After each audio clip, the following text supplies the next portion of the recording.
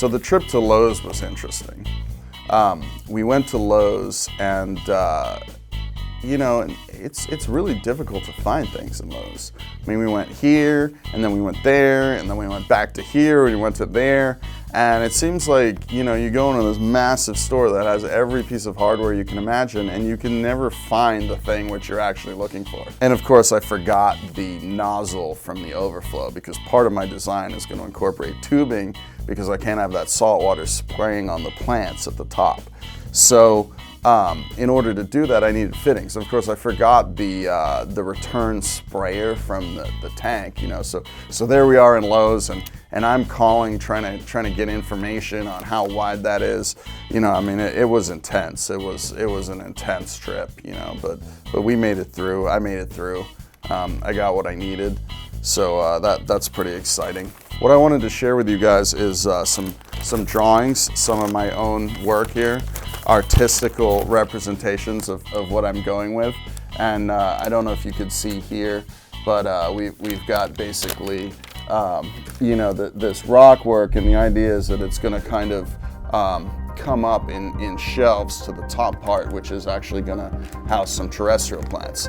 Down the road, you know, as the competition rolls on and whatnot, the hope would be to actually incorporate a sort of trellis system in the stands so that those terrestrial plants can grow up and over.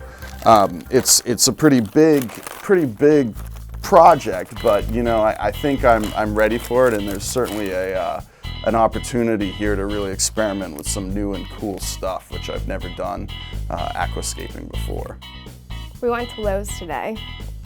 Jay forgot measurements for just about everything that he needed. He forgot his wallet in the car, which is nice because then he made me pay for it.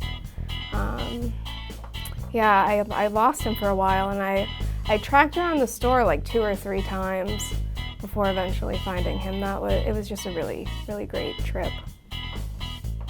So for my nano tank, I want to do a horseshoe shape with the aquascaping. I want to do some soft corals at the bottom. I'd like to get a torch or maybe an anemone, because I know I'm gonna put a clownfish in. I need to rehome one that's getting beat up in my personal tank. Other than that, I don't really have any crazy ideas. I kind of want to keep it simple and let the coral speak for itself instead of making an overcomplicated plan, which Jay probably is.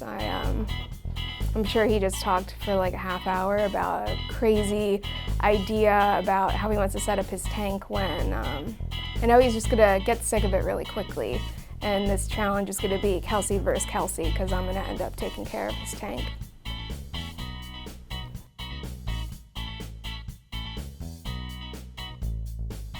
Competition's pretty exciting. I mean, it's rare that you get the opportunity to really showcase your skills.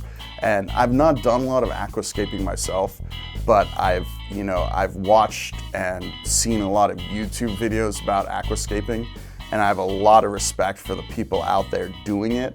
And I think that really qualifies me to really try something a little bit special here, and in terms of this competition entry.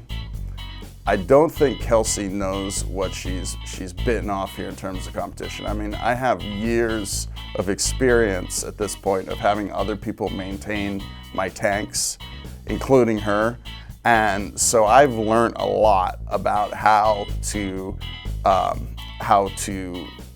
an awesome aquarium.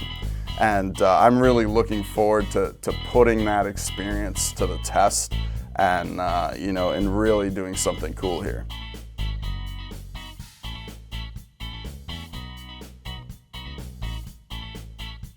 I'm the animal husbandry specialist at Ecotech, so I take care of a lot of tanks on a daily basis. I think that's really going to help me succeed in this competition, because I do this daily. Jay sits on his computer a lot and bosses me around to clean his tank, but I'm the one actually doing it, so I think that'll help me out. I mean, he has a lot of experience in the hobby, a lot more than me, considering he's like twice my age. But it's going to be a close competition, so we'll see who comes up on the right side.